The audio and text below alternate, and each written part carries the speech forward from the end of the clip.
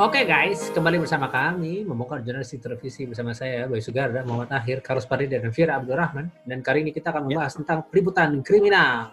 Dan materi ini akan dibawakan oleh Ibu Fira.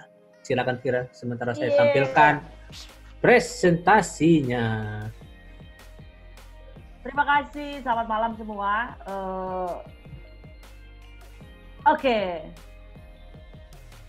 Nah, bisa nggak diklik yang ininya nih, yang biar full screen gitu? Udah enak aja sih. Udah kan? Full screen? Belum full screen. Diklik yang full screen-nya, Kak, yang itu dia gambar di yes, atas. of course. Sebentar. Saya share-nya bukan bagian yang full screen. Nah. Kayaknya lebih enak. Nah, gini lebih enak. Kita mulai dari sini? Oke. Iya, dari sini aja. Tadi udah habis. Oke.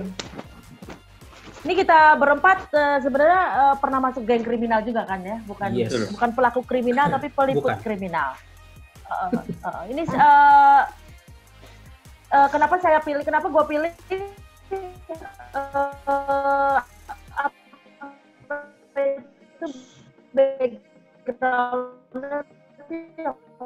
Sinyal kapia sinyal.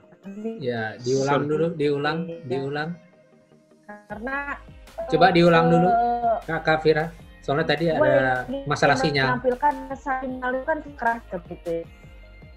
Bisa diulang, Kak Fira? Oke. Ya. Silakan. Kalau gitu gue pakai ini aja deh. Sebentar. Wifi. Tadi waktu ngobrol lancar. Wifi deh pasti.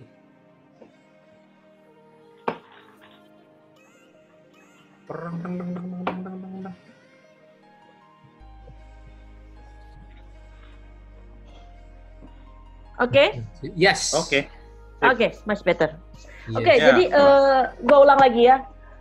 Kenapa gue pilih latarnya ini berwarna-warni gitu ya? Karena ini ingin ibaratnya simbol kehidupan gitu ya, Jadi berwarna-warni, hidup ini berwarna-warni, masing-masing manusia punya cerita hidup sendiri. Kita kalau bicara kriminal report atau berita kriminal tuh kesannya kan selalu kekerasan sebenarnya. Memang benar sih, ada kekerasannya, ada darahnya gitu ya.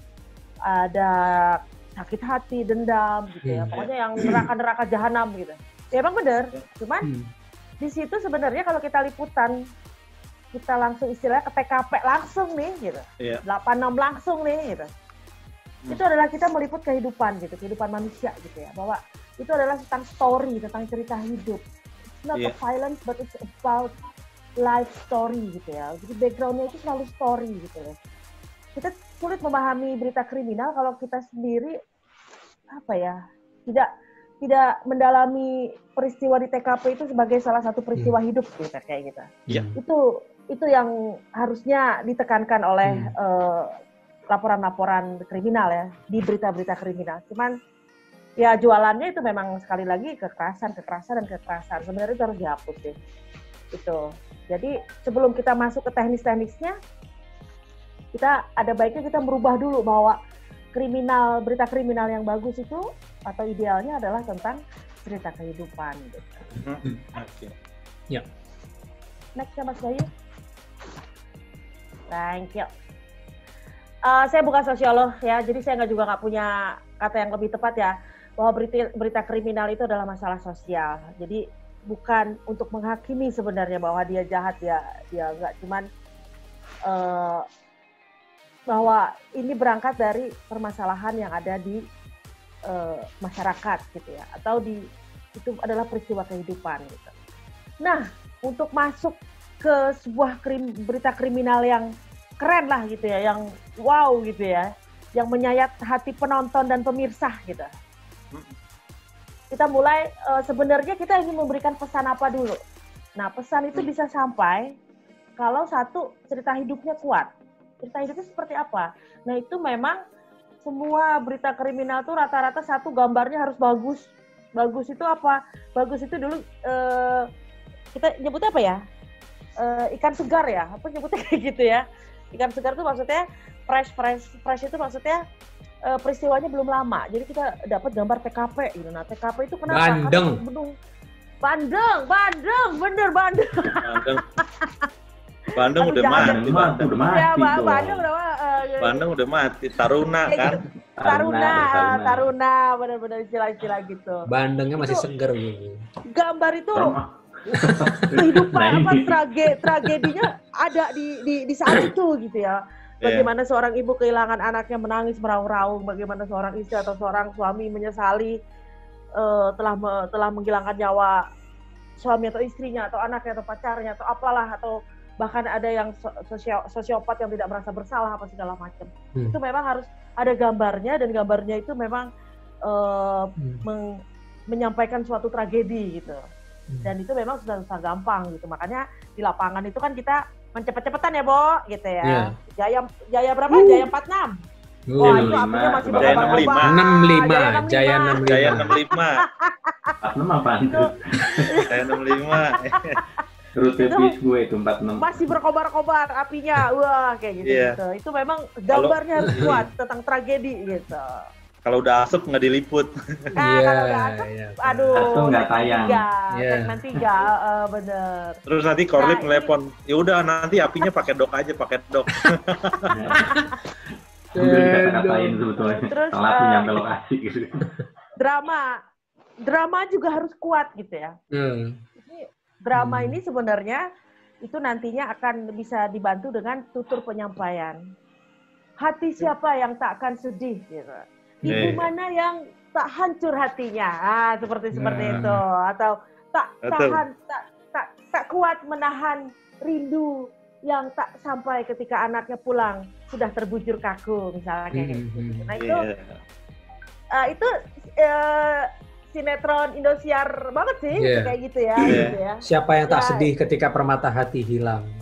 Iya. Pagi itu. Tawuran. Kurang lebih itu pakai kata-kata yang drama. Itu sinetron memang. Sinetron beralih ke drama.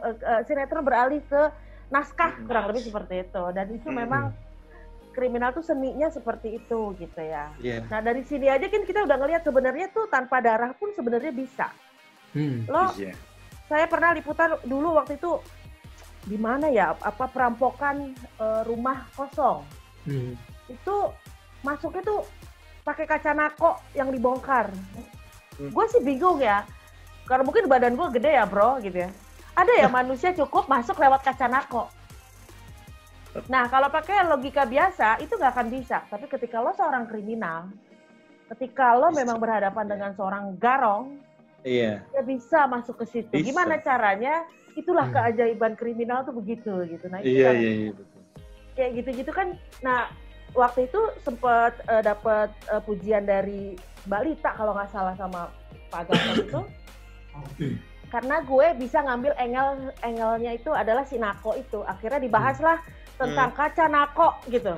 Jadi kunci aja nggak cukup kalau rumah kosong itu, lo nako udah karatan itu bahaya gitu, kurang lebih begitu gitu. Dan itu kan hal-hal yang kita hadapi sehari-hari gitu ya, enteng tapi tentang kehidupan gitu. Nah ini yang terakhir adalah pesannya. Pesannya ya itu.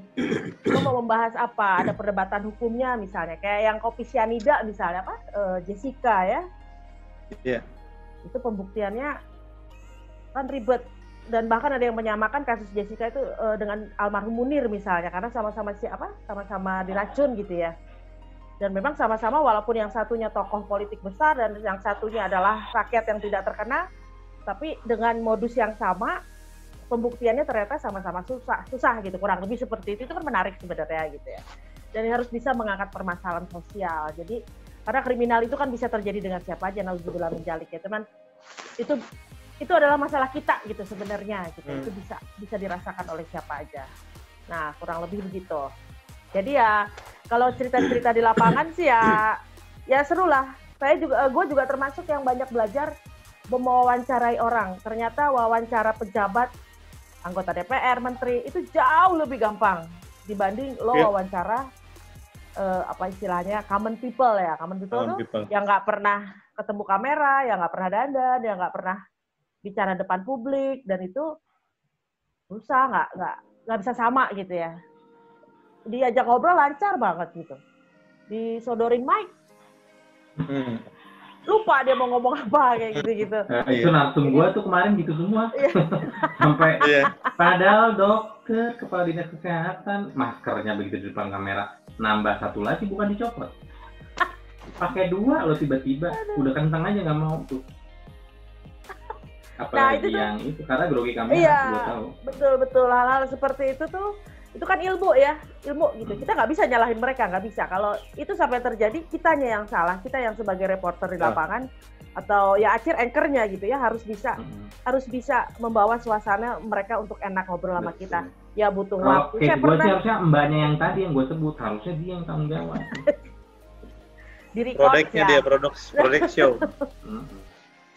Nah itu gue tuh sampai pernah untuk wawancara waktu itu ada kasus pelecehan anak.